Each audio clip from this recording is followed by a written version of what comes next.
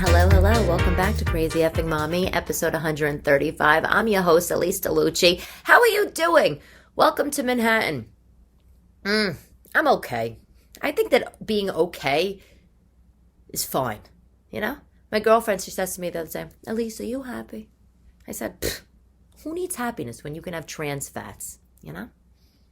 I don't know. The idea of happiness to me, I think as I get older, I'm realizing that happiness is just an emotion.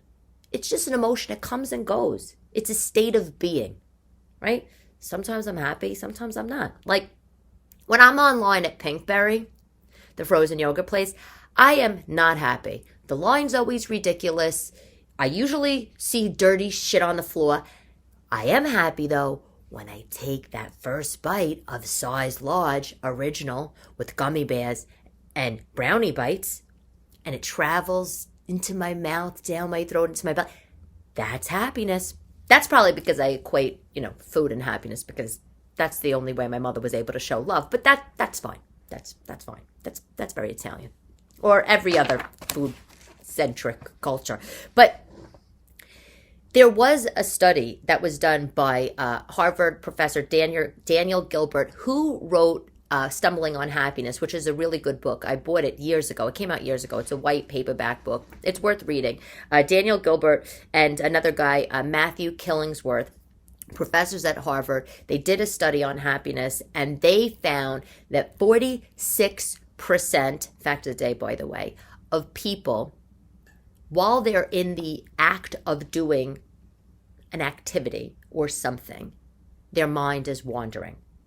And that state of mind wandering causes them unhappiness.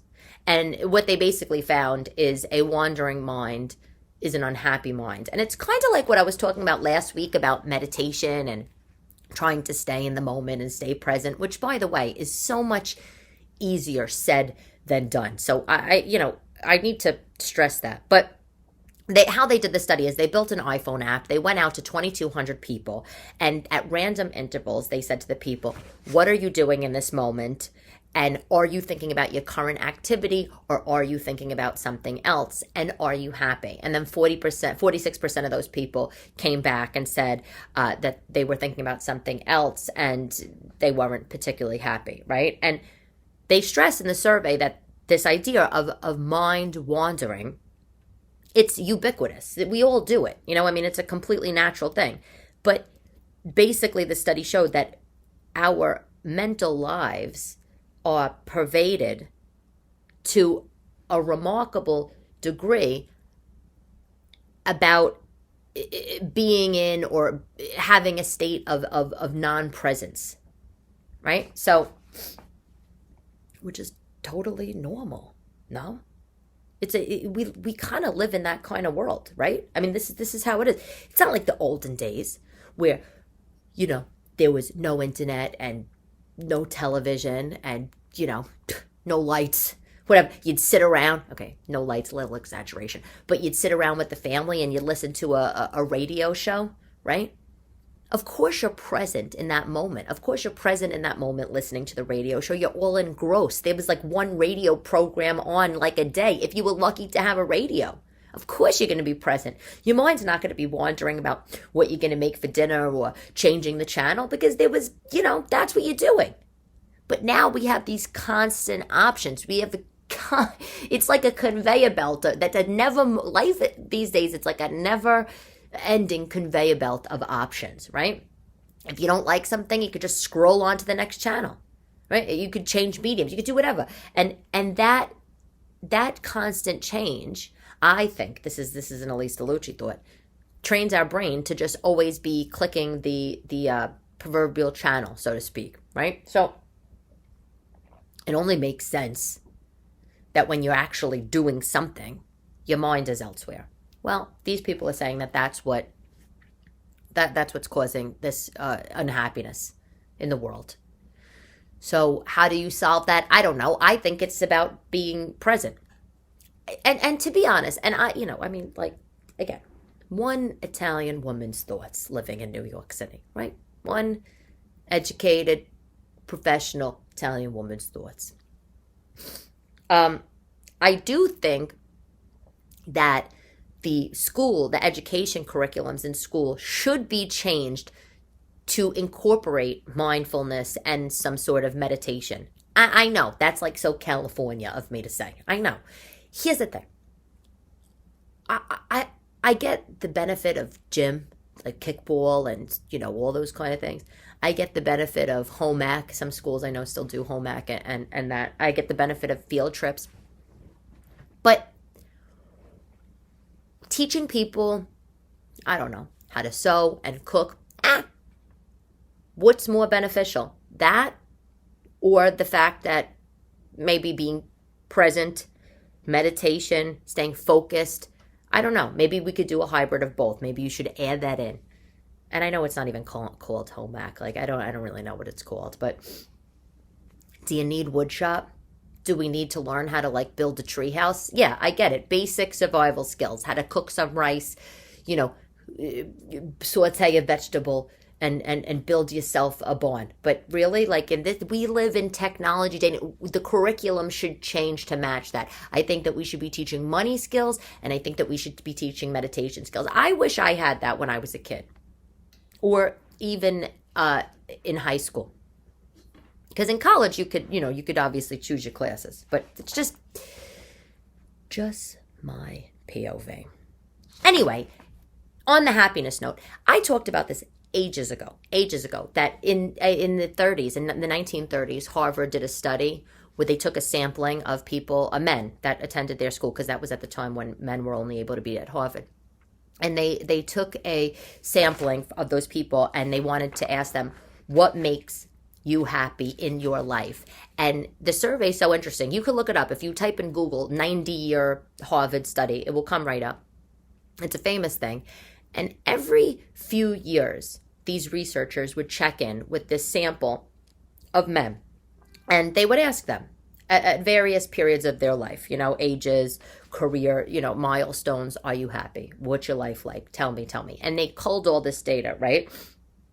724 participants from all over the world. And the number one thing that they found is positive relationships keep us happier and healthier and help us live longer, period. Right? So basically the number one key to happiness is social fitness. Another part of the study that I don't have written down here, but I know came from it, one of the areas of happiness, source of happiness, was having children, which is so interesting to me, and a little off tangent from what I was planning on, where I was going. But, a lot of Gen Z are, of course, saying that they are not interested in having any children at all. It's just not something that they want to do. And I think, I don't have this stat in front of me, but it's something like 40-50% of Gen Z do not want to have children. They rather be focused on enjoying their money. They rather be focused on their personal growth, career growth, all that kind of stuff. They're also worried about climate change and the expense of raising a family. And those are very legitimate concerns, right? But it's interesting because when you look at this Harvard data, that was the first thing I thought of. I thought, positive relationships, having children being the number one key to happiness over this 90-year survey. But then the youngest generation are not having children. And my kids that are part of Gen Alpha, which is the name for the generation that's sort of under 10, I'm assuming that they're going to be the same way. Oh, we don't want to have kids. My eldest, sort of my 8-year-old, she's already saying she doesn't want to have. Mommy, I don't want to have kids. Okay, why? This the hard work. Okay, so it's like if you're not going to have kids, like what are you going to do? I know that sounds like such an antiquated thing to say, but I don't know, because kids, all joy, no fun, right? Come on, let's be serious. They bring so much joy, but the days are hard. But you know what? Then you look back on the days and you think, oh, I wish I could go back to those times. At least I know I do that. And I'm happy, by the way, that I'm conscious of that right now. Because they're 7 and 8, my girls, as you know. And I think I would be sad if they were, 14 and 15, and I kind of stumbled upon that thought then. but I'm doing it now. So I'm trying to be more present. I'm trying not to let my mind wander. But this whole idea of what happiness is, I want to be happy. I don't know. Chris, who I love, sometimes I say to him, Chris, what do you want out of life? He's in his 50s. He, never had children, never engaged, never married. What do you want? And he says, oh, I want to be happy. All right, but you lived a half a century already. You haven't figured that out, And he has achieved so much. So it's does this stuff not make you happy? And he seems that he's on this constant quest for happiness. I have to tell him about the mind wandering. But again, he's from he's from the baby boomer generation. I don't know how much, I shouldn't say that. I don't know how in tune they are to this kind of stuff, this kind of data, these kinds of ideas than we are. Because we were at the diner recently and I was in the middle of a conversation, right? And I don't know what I was talking about. And as I'm in the middle of the conversation, he says, hey, you know what? And he touches the can of seltzer that I was drinking. And he just totally changes the subject on how seltzer cans, they used to be heavier and in different shape, or whatever the hell he was saying. And I said, hello, I'm talking. Did you just interrupt what I was saying to tell me about the can and shape and heaviness of the seltzer? Who cares? And by the way, you're not paying attention. And he's like, oh, I just thought of it. I wanted to tell you. I said to him, babe, and then you go around and you say that you want to be happy. Maybe you should streamline the thoughts. He's like, I think that's a generational thing. Okay. Moving on. The Thai restaurant near my house that I don't order from. It's closed in the morning when I walk the girls to school. I almost said drive. How hilarious. Drive to school. That would be ridiculous. School's a few blocks away. When I walk the kids to school every morning, the Thai restaurant is closed. But I started to realize when I'm walking them, there is a cat, meow, sitting in the window of this Thai restaurant, this closed Thai restaurant. And I am automatically skeeved out. Why is there a cat in your restaurant after hours and even during hours? Gross. Isn't that unsanitary? Shouldn't somebody call the health department? So I told this to Chris, who's been in the hospitality business for, decades. And I said, babe, there's a cat at the Thai restaurant. Note to self, never order from there. And it gets an A rating, by the way. It's not like a B or a C, And it says to me, Elyse, I never knew this before. He says, Elyse, you know that restaurants bring in cats when they have a rodent problem. And I said, what? And he said, yeah. He said, Elyse, it's the fastest thing to get rodents away. He said, there's more rats than people in this city. He said, there's rats in every establishment in New York. If you think that there's not, he's like, you're crazy. He's like, there's food everywhere, there's crumbs, there's cooking, there's oils. He said, so restaurants, a lot of the restaurants, they're bound to have these vermin problem. He said, and it's very hard to catch the mice and the rats with, humane rat traps or even non-humane rat traps. He said, so what they do is they either pay off the health department, and the health department turns a blind eye when they come and they do their checks, and they have the cat in there, or they bring a cat in, they cage it when the health department comes in, throw a sheet over the cage, and then, when the guy leaves, the inspector leaves, they let the cat out, and your rats are gone in a second. He said it's like the rats smell the cat, and they just go right next door to the restaurant. I was so disgusted. I said, how have I been living in this city forever, and I have no idea that was a thing? And he said, it's a thing. He said, I'm going to tell you something.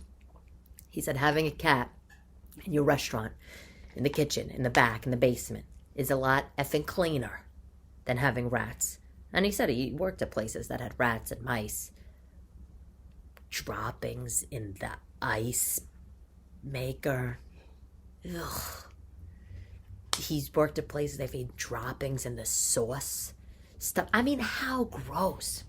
I don't know. And there I was thinking that, the owner of the Thai restaurant was like a cat lover and couldn't get enough of, the alley cats and just stocking them in the restaurant after hours. But you learn something new every day. So did you watch the Oscars? Obviously I did. Had an Oscar party. I know we haven't spoken since the Oscars, but I don't know. I didn't really love them, to be honest. I thought Jimmy Kimmel was a fabulous host. He was the perfect person to host the Oscars, right? I thought his slap joke was funny. I liked it. I thought there was a lot of tension in the room. I think he should have acknowledged it. I saw a lot of backlash online when I read it. But I don't know. The movies, I didn't love the movies. I saw The Fabelmans, which was Steven Spielberg's movie that he directed about his own life. It won no awards. And by the way, it is totally worth watching. If you haven't seen The Fabelmans, definitely watch it. Movie Talk. Post World War II era film, really, really cute. The Fabelmans is based on the Spielbergs, and Sammy Fabelman is the real life Steven Spielberg. And Sammy Fabelman, young boy, falls in love with the movies and the movie making process after his family goes to take him to see a movie called The Greatest Show on Earth. At first, he was really scared when he saw the movie. Then he I don't know, he came to love it, or someone bought him a camera, whatever. I saw it a couple weeks ago. I don't remember the details. And someone bought him the video camera, and he started to make little movies and then bigger little productions with his friends and Boy Scouts and whatever. And then they moved the family to LA and the whole thing, right? And that's the story of Steven Spielberg. It was so nice. It was such a nice movie. It's a nice feel-good movie. It's a nice movie to watch with the kids. It's a nice snapshot back in time. And it's also, in my opinion, such a great story of one of the world's most celebrated directors, to see what his life was like and how he too was not devoid of familial issues and personal problems and anxieties and depressions and all that kind of stuff, and however he persevered. And I don't know if this film was made, through rose-colored glasses or whatever. I felt it had real issues in it. It's totally worth the watch. It was so interesting to me that it didn't win any awards. It was real Americana. I loved it. Maybe people didn't give him an award because he's Steven Spielberg and they felt like, you've had enough. Maybe that was the thing. But Everything, Everywhere, All at Once, I love the actors in it. I love the speeches that they gave. But I watched the movie and I didn't really appeal to me. Sci-fi didn't appeal. I haven't seen Brendan Fraser in The Whale. It's a little too sad for me. I don't know. I'm not in a sad mood lately. I don't really want to have anything bring me down. And then the other one, what the hell was that other movie that won all the awards? I don't know, but I saw it also. Just didn't appeal to me. I don't know. Angela Bassett, though, did you see her in that purple gown? Gorgeous. I thought that was gorgeous. Jessica Chastain, she had a glitter gown with the black. It was like a black lining, I think it was a pointed sweetheart neckline, strapless. Jamie Curtis looked amazing, age appropriate. I love that. Sigourney Weaver, I did not love her dress. I felt like it was, I don't know. I felt like it was just not flattering. Classy, but not flattering. Lady Gaga, I loved her performance on the Oscars. I loved how she decided to strip it all down, take off her makeup, put on a black t-shirt inside out, a pair of black jeans. It's worth watching if you haven't seen her perform, singing. What was the song she was singing? The Top Gun Maverick song. It also struck me as funny. Gaga, Stephanie from New York City, love you, my fellow Italian. You got all dolled up probably hours before the Oscars, right? And, the makeup and the hair and the teams, probably, and the gown, all dolled up. And then would you go to the bathroom and wash it off? Wash it all away and throw on your jeans? And did you have your makeup put back on for the after parties? I don't know. Anyway, not my favorite Oscars. Last year was more exciting. I'm sure that's very incorrect of me to say, but New York Times had an article, would you date a podcast bro? I don't know. Probably not, to be honest, considering that I'm not dating right this second, but there was a girl, the article was cute. It was about, if you date somebody that has a podcast, the likelihood of them talking about you on the podcast is probably very high. And yeah, I mean, I agree. Of course, it's going to be high. I mean, if you're doing a solo cast like I do, you're just talking. I mean, of course, your personal life is going to come up in it. It's very hard, by the way, to do a podcast where it's just a one-way conversation. This is why most people have conversations with other people on their podcast, or they interview. I personally use this podcast as talking to you directly. I feel like you're my friends, you're my family, you're my girlfriends. I got the girlfriend, my real life girlfriends in the real life that I went to school. They have their 17,000 kids. Everybody's busy doing things. I just want some time of just talking about the issues of the day. So that's what this is, But it's very hard and takes a lot of self-control to be able to have a podcast and not weave in your personal life, right? I think for the first maybe 40 or 50 episodes of my show, which was started as the Elyse DeLucci show and then changed as to Crazy Effing Mommy. And it really has two names. I don't really care what the name of it is, this podcast. But the first 40, 50 episodes, I didn't talk a lot about my personal life. I didn't talk about my ex, boyfriend, relationships, dating, kids. I felt like, it's private. But at the end of the day, we live in such a voyeuristic society, a voyeuristic culture. Why shouldn't I just divulge who I am and what my life is? And also, just like I'm curious about your life and my friends' lives on social media or on the phone, I'm sure that the feeling's mutual, right? So what do I have to hide? Nothing. Anyway, so would you date a podcast bro? Most people said no. Most people said no in the article. Also, one interesting opinion in the article was that a girl says, well, I wouldn't date a podcast bro because he's probably arrogant and he thinks his opinions are fascinating. And, he's arrogant, probably arrogant and all this kind of stuff. I don't know. I'm not. I don't think my opinions are fascinating. I just want to have a conversation. I mean, who cares, honestly? And I got a really cute DM. Let's move on from that dumbass topic. I got a really cute DM from a girl. I don't know what your name is, but I'm sure you're listening because she said she listened. She's 25 years old, and she said to me, Elyse, she said, I'm 25. I still live with my parents. Can you do me a favor? Can you talk about money or add a finance segment to the show? Here's the thing.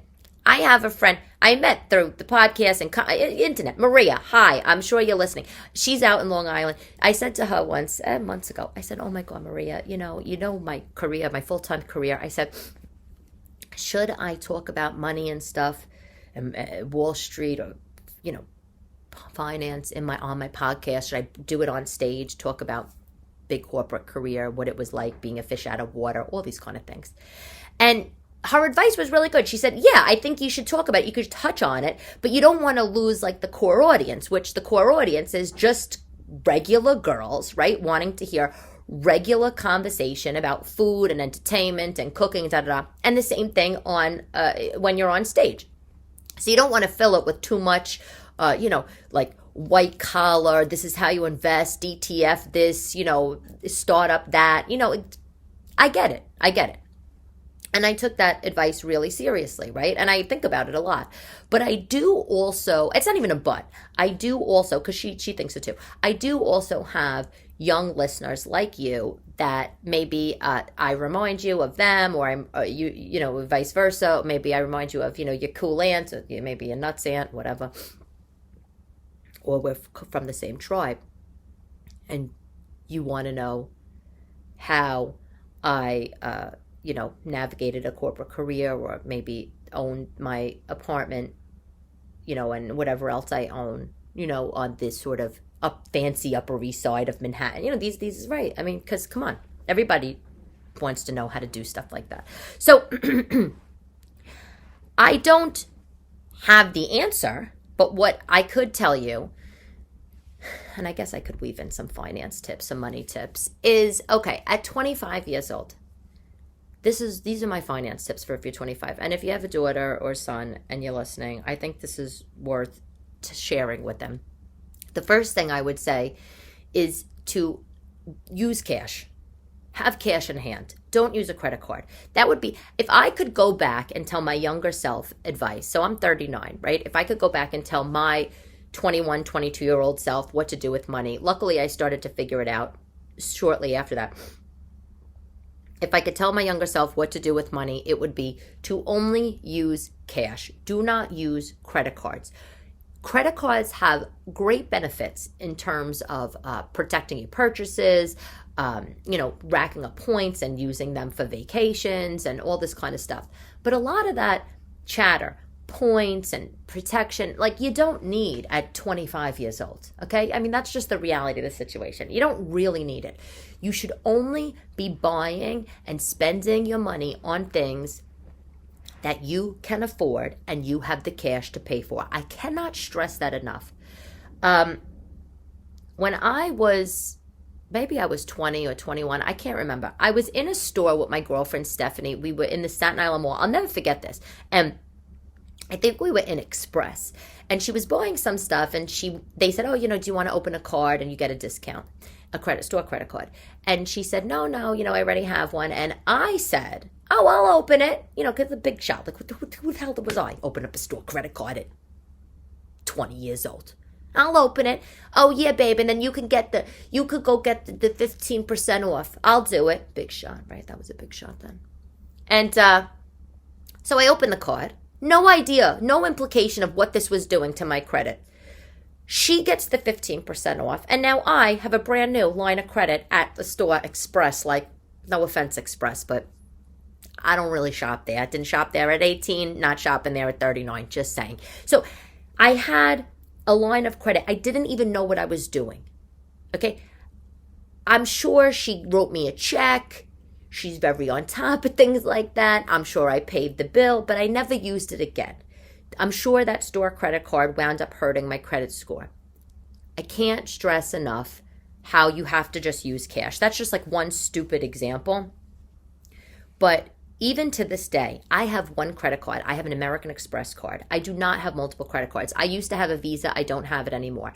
If I go somewhere that doesn't take American Express, if I go somewhere and I'm paying with my card and it doesn't take American Express, guess what I do? I leave. I don't stay at the place. I don't care. And the reason why I have American Express is because I like their UI, the user interface on their website. I like that if I need to pull up a receipt fast, I could do that.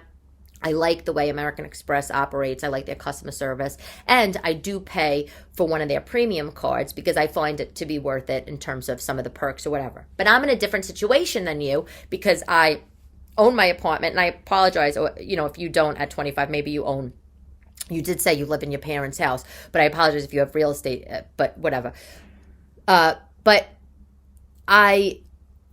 I own my apartment. I have the 2 kids. I'm divorced. I have a different life, right? Where I would need maybe a certain credit card, maybe on the more premium side, whatever. But my advice to you would be to just use cash. Just use cash. Give yourself a certain amount of money a week, whatever it is, $200 a week, $150 a week of spending money, right? Whatever you can afford. And only use that. My other advice would be to open up a brokerage account on Vanguard and start putting a direct deposit weekly or bi-weekly right out of your paycheck into an ETF fund, an index fund. VTI, that's the Vanguard ETF, the total stock market fund. VOO, that's the Vanguard S&P 500 fund, the weighted index against the S&P 500. And here's why. Nothing is like compound interest in this world. Slow and steady wins the race, period. And I'm not saying that rich equates to winning at all. It doesn't. But at 25 years old, time is on your side. If you go to Vanguard.com, click on, individual investors, personal accounts, whatever it is, open it up, fill out your information, open a basic brokerage account, and hook up your debit card or, routing, check, whatever you have to do. And start to make, even if it's $20 a week, $50 a week, bi-weekly, whatever, into this index fund. I promise you in 10 years, you will be thanking me. Don't ever touch it. Don't ever sell it. Don't even look at it. Just don't. It's safe. It's the total stock market, or it's the S&P 500. And obviously, as you get older, you can pick up books. Susie Orman has books. There's tons of money books out there. There's money blogs. There's Instagram, right? TikTok, there's finance tips on TikTok. I would be more selective on who I take financial tips from, as I'm telling you this, and you probably never met me in person, but I get why you're asking me. You're asking me because, we're from the same tribe. Maybe you like my lifestyle, whatever it is. This is my advice to you. Cash, no credit cards, and open up a brokerage account and just start doing direct deposits. Because the other thing is, when you start this young, the brokerage account stuff, don't buy individual companies. That's the other thing. Just don't. I don't care what family member tells you, my, Cisco stock is amazing and it always offered amazing dividends. Okay. When you have that conversation at Thanksgiving, okay. Oh, awesome. Great. I'll look at it. That's all that you should be Okay, cool. Oh, how does that work? Great. You could ask some questions. Do not buy into the hype. You just want to have a diversified investment. I would just start off with one fund, period, right? And the reason, like I said, the reason why at 25 years old this is important is because at 35, you're still going to be so young, right? At 45, you're still going to be so young. And you're going to be so happy at 45 years old that for 20 years, you have this investment, this non-real estate investment, not college education investment, right? That literally you could sell at any time if you had a real emergency, and it will pay dividends, right? Listen, depending on the amount of money that you put into this fund every week or bi-weekly, it will make you a millionaire by the time you're in your 60s. I kid you not, or earlier. Again, depending on how much you put in. You reinvest the dividends. That's the other thing. When it asks you, when you fill out on the paperwork, do you want to reinvest the dividends? Always check that off. So that's my advice. Of course, if you were older, advice would be, my thought would be different. Advice, like, again, I feel like, who am I? But my thoughts would be different. You'd want to be conservative. You would want to be in bonds if you were older. Of course, if you had tons of money, if you had inheritance, you would want to be putting some in bonds, some in stocks, some in REITs, whatever. But that's my finance segment of the show. So I hope you are happy. Feel free to ask me questions. If you have any questions, you can ask me. I'll answer them on the podcast. And I'm happy to talk about that kind of stuff. I really am. I'm not a money expert. I've said this before. I'm not a money expert. I'm not a registered investment advisor. I'm not a personal finance advisor.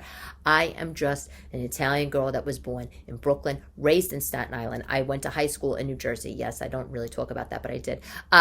And I've been living in the city for 20 years, and I have real estate that I own, and I live a comfortable-ish life because New York is so damn expensive. By the way, can you imagine? I went to the supermarket the other day. I paid, no. Let me stop myself. I almost paid $7 a pound for broccoli crowns. And let me say something. I don't even like to buy goddamn broccoli crowns. The only reason why I buy broccoli crowns is because my kids don't like the bottom parts of broccoli. And why should I pay for the bottom part of broccoli when they don't even eat it? I just want the top. Just give me the crown. Give me the crown. $7 a pound for broccoli crowns. Can you imagine? In what planet are we living in? I said, forget it. I'll go buy it at the fruit stand on the corner. And this is why supermarkets are closing, by the way. Let me say that. Okay. Anywho. Product of the day. So, every week I obviously talk about a product. This week, I have no product. It's a service, and it's Amazon Subscribe and Save. So, listen to this. Every 3 months, I was getting a box from Amazon with 3 deodorants. The Degree deodorant that I use. 3 Degree deodorants in it. I remember the box coming to my apartment, and I was like, did I order this? I had no idea. I couldn't even remember. So I go into my Amazon account, and I'm like, I am really losing my mind at this 3 o'clock in the morning ordering business. And I see that I accidentally signed up for Amazon Subscribe and Save, which gives you a little bit of a discount, 10, 20% off, whatever it is, on products if you do this subscribe every 3 months. You could set the cadence, once a month, whatever. I was about to cancel it, and then I realized, you know what? This actually is pretty good. Because going back to that mindfulness, staying in the present, if I set up subscribe and save for some, not all, some of the products that I use on a regular basis, products that I know are not going to really have big fluctuations in price, because you have to remember, if you set up subscribe and save for some of the products and all of a sudden toilet paper becomes $1,000 a roll, you're going to be charged for it, and then you got a problem. Good luck negotiating that refund with Amazon, okay? But so I set up subscribe and save for my lip liner. I did once a month lip liner. I think I did like once every 6 months, like a big box of baby wipes, big thing, because I use them, the kids, I just like to have them in the house. I kept throwing them in my bag, whatever. I did antibacterial wipes. Again, same thing. Like to keep them. I'm a germaphobe. I like to keep them around and in my pocketbook. I'm saving a lot of money by doing this. I'm also taking the thought out of, my head that, oh God, I'm out of, wet ones. I need to get the individual wet ones. That's worth the product of the week, in my opinion.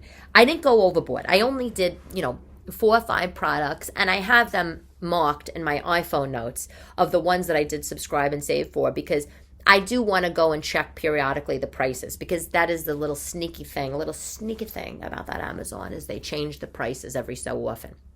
So I don't want to get stuck paying $400 for wet ones, because that's what happened during the pandemic, everything. Ugh, do you remember that?